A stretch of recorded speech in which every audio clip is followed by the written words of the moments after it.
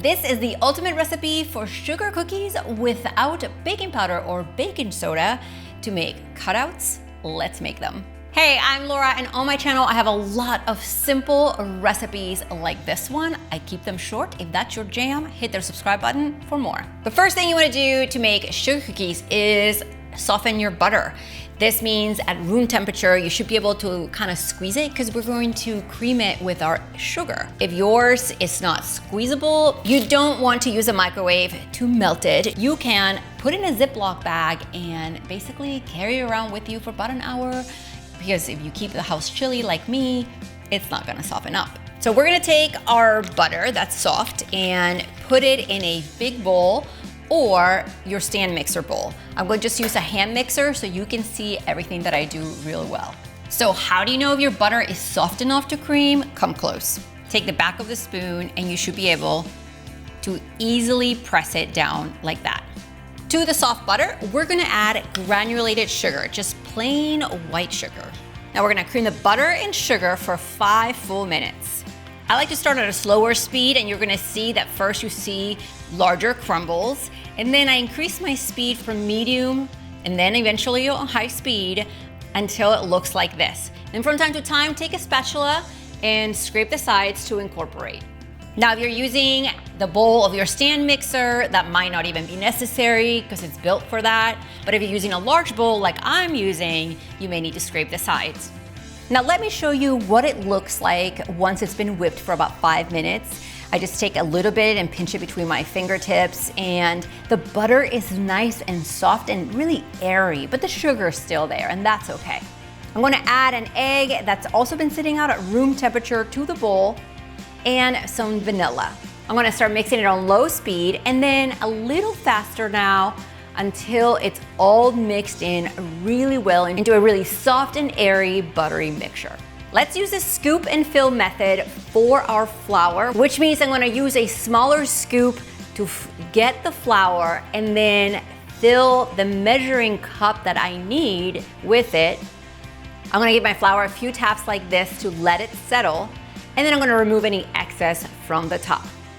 Now I add it into my bowl, and I'm gonna repeat that with the next scoop that's gonna measure out what I need. So I'm gonna use the other scoop to fill it, give it a few taps, and then remove any excess and add it to my bowl. Now I'm gonna add a pinch of salt. And again, we're gonna take our mixer and start mixing this on slow speed. You'll see a few sandy clumps like that here and there, but it's increase your speed a little faster until all the flour from the sides are incorporated, and if needed, grab your spatula and mix it in. You can cover the bowl with a plastic wrap or take the dough and place it on a square piece and fold the sides in just like that and wrap it nice and tight. This needs to chill for about an hour or make it a day before. When it's time to bake, go ahead and preheat your oven to 350 degrees Fahrenheit and grab your cookie dough out of the fridge. Now let's talk about the oven racks real quick so your cookies turn out great. If you're baking one baking sheet or one batch at a time, you'll want to have your top rack in the middle position of the oven. This will be where you bake one tray at a time. If you are making a lot of cookies and have to work with 2 trays at a time, the top rack will be in the middle position and then the other one right below it, super close. As you can see, you can still fit 2 baking sheets. Let me show you 1 and 2, but you'll just be swapping the position out halfway through.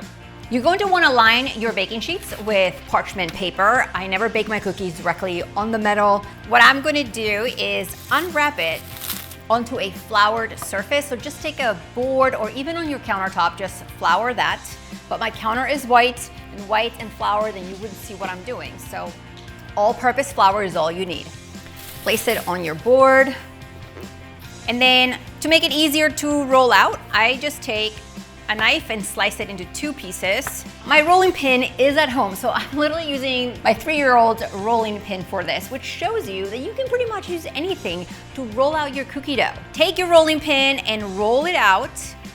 Now, you wanna roll this out as thick or thin as you need it for your cookies, and go in one direction and then go against on the other direction. If you have a big rolling pin, that would be easier. And then take any shape cookie cutter, I'm just using a circle cutter, and trim out your cookies. I'm gonna pick them up and place them directly on my baking sheet.